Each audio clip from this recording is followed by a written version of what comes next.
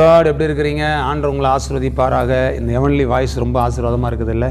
தொடர்ந்து நீங்கள் பாருங்கள், ஆசீர்வாதத்தை பெற்றுக்கொள்ளுங்கள். நீங்கள் பெற்றுக்கொள்ளுகிற ஆசீர்வாதத்தை எங்களுக்கு தெரியப்படுத்துங்க. கர்த்தர் உங்களை ஆசீர்வதிப்பார்.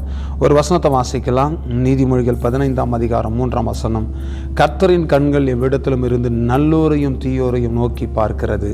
பாருங்கள், கர்த்தருடைய கண்கள் எவ்விடத்திலும் இருந்து நல்லோரையும் தீயோரையும் நோக்கி பார்க்கிறது. நல்லவங்களாக இருக்கட்டும், கெட்டவங்களாக இருக்கட்டும், அவங்கள கர்த்தருடைய கண்கள் பார்க்கிறது. எல்லோரையும் அவருடைய கண்கள் நோக்கி பார்க்கிறது. பிரியமானவர்களே, நான் உங்களுக்கு ஒரு விஷயம் சொல்லட்டுமா?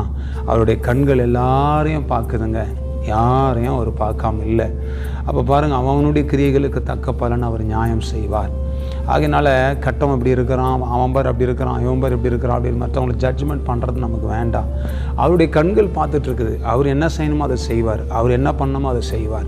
அவர் நியாயாதிபதி, அவர் நீதி செய்கிறவர்.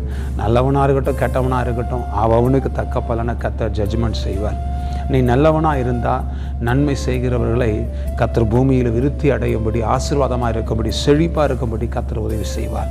அதுக்கு தான் பைபிள் சொல்லுகிறது, நன்மை செய்ய உனக்கு திராணி இருக்கும்போது அதை செய்யத்தக்கவர்களுக்கு செய்யாமல் இராத. நீ நன்மை செய்யணும்னு நினச்சினா செய், அவ்வளோதான்.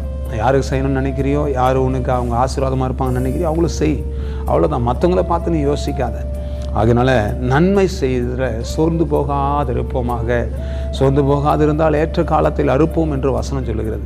நன்மை செய்கிறவன் சோர்ந்து போகாமல் செஞ்சால் ஏற்ற காலத்தில் அறுவடையை பார்க்க முடியும்.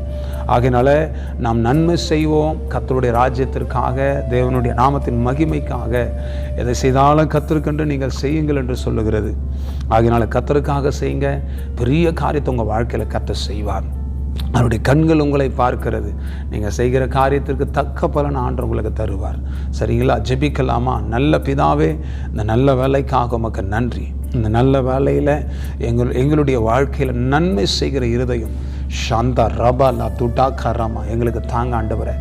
ஆசீர்வதிங்கப்பா. உம்முடைய கண்கள் எங்களை பார்க்கிறது ஆண்டவர். உம்முடைய கண்களுக்கு முன்பாக நாங்கள் நல்லவர்களும் உத்தமர்களும் உண்மையுள்ளவர்களுமாக இருக்க கர்த்தர் உதவி செய்யுங்கப்பா.